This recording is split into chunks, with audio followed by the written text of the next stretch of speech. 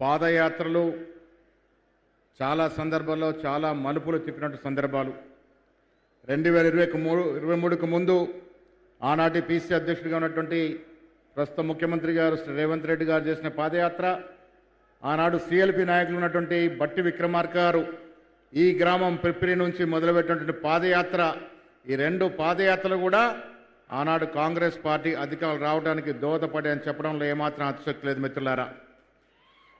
Congress party అంటే commitment, మాట ఇస్తే నిలబెట్టుకునే పార్టీ కాంగ్రెస్ పార్టీ. ఆనాడు సోనియా గాంధీ ఏవైతే కమిట్మెంట్ ఇచ్చి తెలంగాణ ఇచ్చినారో అదేవిధంగా పాదయాత్రలో రేవంత్ రెడ్డి గారు, బట్టి విక్రమార్క గారు ప్రజల్ని మేలుకొల్తూ ప్రజల నుంచి వచ్చిన సమాచారం సేకరించి ప్రజల అవసరాలను గుర్తించి ఏదైతే వాగ్దానాలు చేసినారో ఈ 2.5 సంవత్సరాలుగా ప్రతి వాగ్దానం తప్పకుండా తీరుస్తూ వస్తున్నటువంటి సందర్భం.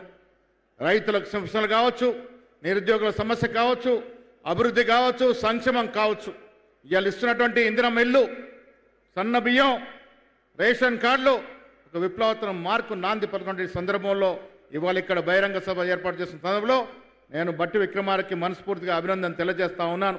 ఆనాడు మీరు పాదయాత్ర ఈ ప్రాంతం నుంచి మొదలుపెట్టినారు, ప్రజల యొక్క గోడు విన్నారు, ప్రజలకు చెప్పినారు. ఇవాళ అధికారులకు వచ్చిన తర్వాత మీరు డిప్యూటీ ముఖ్యమంత్రిగా ఈ కార్యక్రమాల్ని ముఖ్యమంత్రి చేతితో అన్ని తీరుస్తూ పోతా ఉన్నారు. మిత్రులారా, యువకులంటూ ముఖ్యమంత్రి, డిప్యూటీ ముఖ్య సారథ్యంలో తెలంగాణ రాష్ట్రం ఈ దేశంలో ఒక మేటి రాష్ట్రంగా రాబోతా ఉంది. ఈ ఆదిలాబాద్ 83కు పూర్వవైపు వస్తూ ఉంది. వచ్చే ఎన్నికల్లో కాంగ్రెస్ పార్టీ పూర్వవైపుతో ముందుకు పోతుంది. వచ్చే ఎన్నికల్లో 100కు పైగా సీట్లు గెలిచి ఈ ఆదిలాబాద్ జిల్లాని ఒక ప్రయారిటీగా పెట్టుకున్నట్టు ముఖ్యమంత్రి గారు ఈ జిల్లాను అన్ని విధాలుగా అభివృద్ధి చేసే జతగా ముందుకు పోతున్న తరుణంలో వారికి, పిప్రి గ్రామస్తులకి, ఆదిలాబాద్ జిల్లా ప్రజలకి మనస్ఫూర్తిగా అభినందన తెలియజేస్తూ సెలవు తీసుకుంటా ఉన్నాను.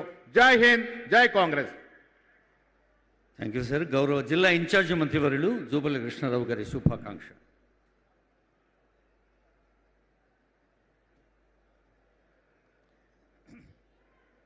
ఈనాటి